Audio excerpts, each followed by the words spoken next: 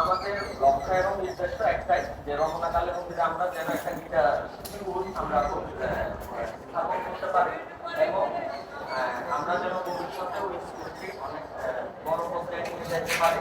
এতটুকুই আপনাদের কাছে আশীর্বাদ কামনা করবো এবং আপনাদের যারা ঢাকাতে থাকেন, যাদের ছেলে মেয়ে বাচ্চা থেকে বড় পর্যন্ত এটা শিক্ষার কোনো বয়স নাই।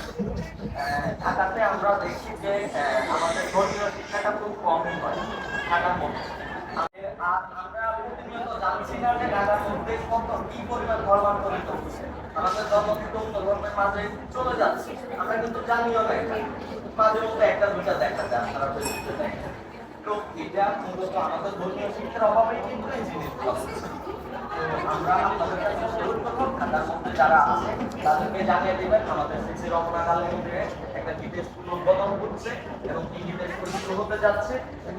আপনাদের ছেলে মেয়েদেরকে এবং আপনারাও চাইলে প্রতি শুক্রবার, আমরা এখনো সময় নির্ধারণ করি হয়তো সকাল 10টা থেকে শুরু হবে, তাহলে বিকাল 3টা থেকে শুরু হবে। প্রতি সপ্তাহে প্রতি শুক্রবার একদিন আমাদের গীতা স্কুল যে চালু থাকবে। আপনারা যদি কেউ আমাদের নাম দিয়ে যেতে চান যে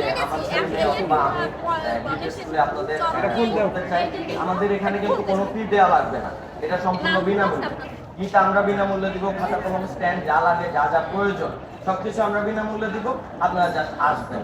তো যারা আমাদের স্কুলে পড়তে চান আমাকে আমাকে অথবা সামনে ব্যানার আছে আমার নাম্বারটা 01859854560।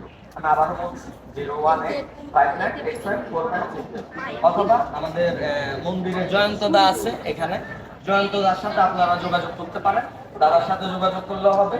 আমরা আপনাদেরকে কখন থেকে শুরু হবে আমাদের স্কুল আমরা সময় আপনাদেরকে কল দিয়ে জানিয়ে দেব।